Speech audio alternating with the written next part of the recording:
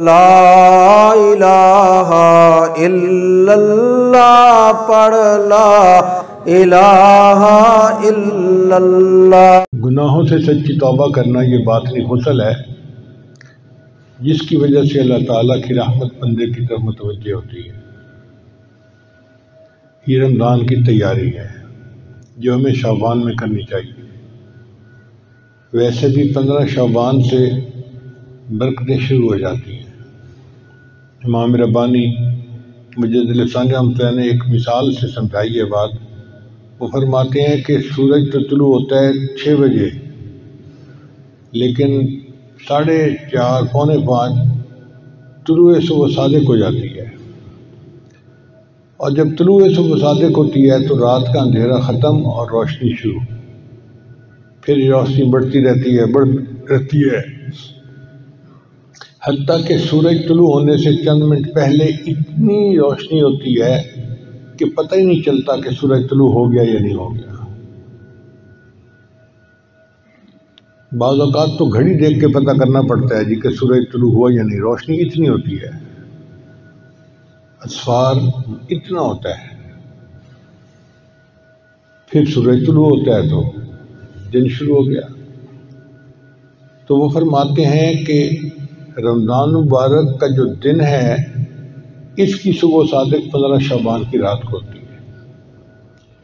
پھر 15 شعبان کے بعد ہر دن روشنی بڑھتی جاتی ہے، نور بڑھتا جاتا ہے حتیٰ کہ رمضان شروع ہونے سے 2 دن پہلے ایسے ہی برکتیں ہوتی ہیں جیسے رمضان کی برکتیں۔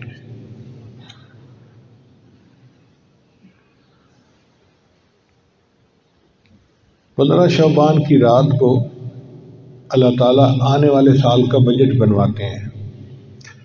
کس بچے نے پیدا ہونا ہے، کس بندے نے فوت ہونا ہے، کس کو خوشی ملنی ہے، کس کو غم ملنا ہے، کس کو صحت، کس کو بیماری، اور یہ لسٹیں بدلتی رہتی ہیں، تبدیل ہوتی رہتی ہیں۔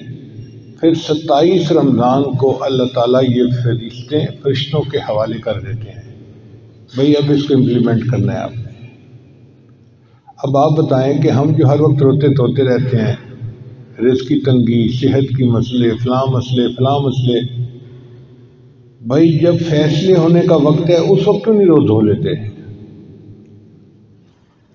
جب اللہ تعالیٰ فیصلہ فرما رہے ہیں اس وقت اگر رو لیں گے تو اللہ تعالیٰ فیصلہ تبدیل کر دیں گے۔ اب جب ایک دفعہ فیصلہ ہو گیا اور لسٹیں بن کے مل گئیں فرشتوں کو، پھر ہم کہتے ہیں جی تقدیر بدلواؤ، تو بے وقوفی ہے نا ہماری۔ ہمیں دعا اس وقت کرنی چاہیے جب اللہ تعالیٰ فیصلے فرما رہے ہیں۔ تو 15 شعبان سے لے کے پورا رمضان 27 رمضان تک کا وقت یہ آئندہ سال کے بجٹ کا وقت ہے۔ اگر اس میں کوئی تبدیلی کروانی ہے اپنی حاجت کے مطابق تو اللہ سے اس وقت آہوازاری کرے اور اللہ کو منائے، اور اللہ تعالیٰ جلدی مان جاتے ہیں۔ اللہ تعالیٰ ایسے مہربان ہے کہ بندہ اگر نافرمان بھی ہو جائے تو بھی اللہ بندے کو نہیں چھوڑتے۔ فرعون کتنا بڑا نافرمان تھا، اللہ رزق دیتے تھے، صحت اس کو اللہ نے دی ہوئی تھی، بادشاہی اس کو اللہ نے دی ہوئی تھی، تو ایسے نافرمان کو بھی اللہ اکیلا نہیں چھوڑتے، تو پھر فرمان بردار کو اللہ کیسے اکیلا چھوڑیں گے؟